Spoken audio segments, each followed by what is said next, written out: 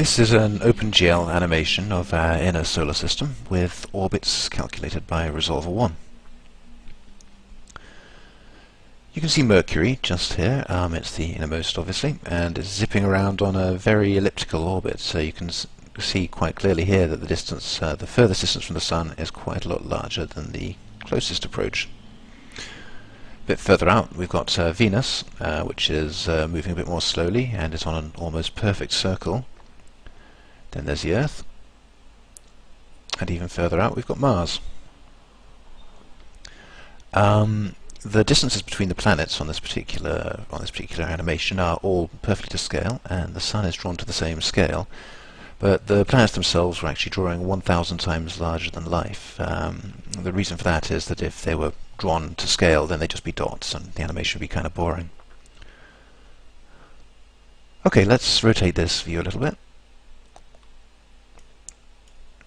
And if you just ignore the dotted lines down here, that's the outer planets. You can see that the inner planets here are they're not actually orbiting all on the same plane. All of the actual orbits are at slight angles to each other.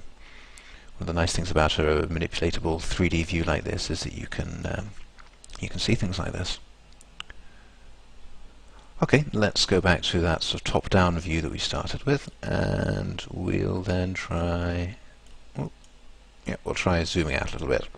So, a bit further out, and there we go, we can see Jupiter.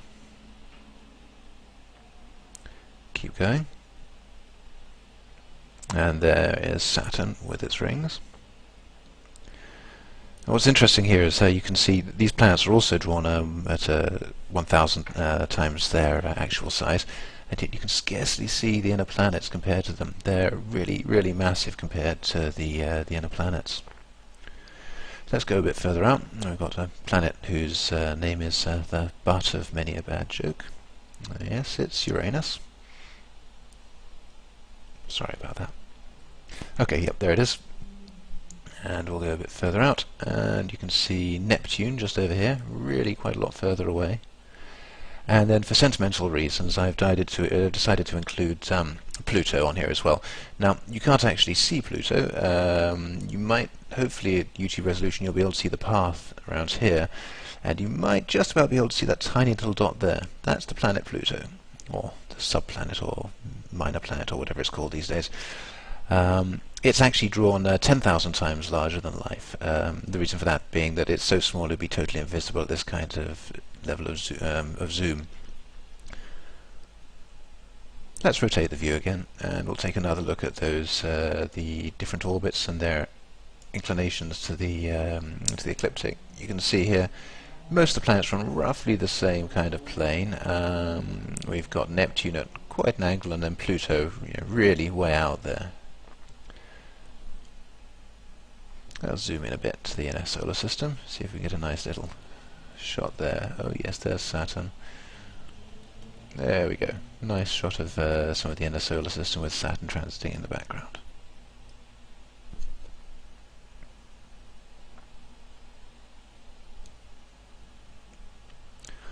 Okay, so that's the pretty pictures. Let's take a look at the spreadsheet behind it. So what we've got here is one sheet with one line for each planet, with some basic information like the name of each planet and a colour to draw it in, and its radius, and then a scale to apply to the radius. So you see 1,000 for every planet apart from Pluto, which I'm scaling up by 10,000. And then we've got a number of increasingly abstruse orbital parameters, which I copied from Wikipedia. So we start off with something simple, the orbital period, the number of days in its year.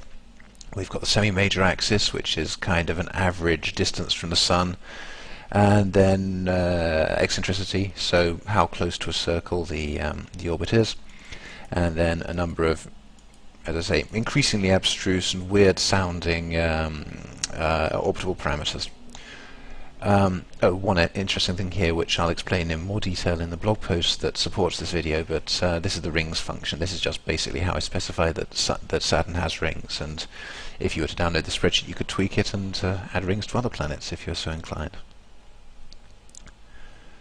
What we do with these parameters is we put them together into a worksheet for each one of the planets. We'll go to Mercury as an example, and you can see that that the numbers that were specified on that sheet are used to calculate a number of column level formulae which work out the orbital parameters in more detail over time, and thus give us what amounts to a series of x, y and z coordinates for the planet.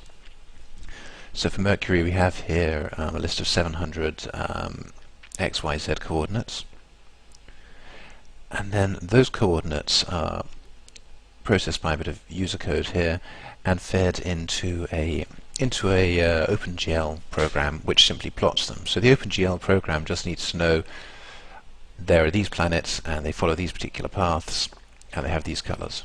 All of the calculation of the paths is worked out in the spreadsheet. All of those numbers go together and we wind up with this. If you'd like to know a bit more about how this spreadsheet works, or how the OpenGL code works, or anything like that, then please do read the blog post that accompanies this video. If you're watching the video embedded inside the blog post, then please just read on, and if you're watching it on YouTube, then all you need to do is take a look at the details off to the right, and there'll be a link to the blog post there. Thanks very much for your time.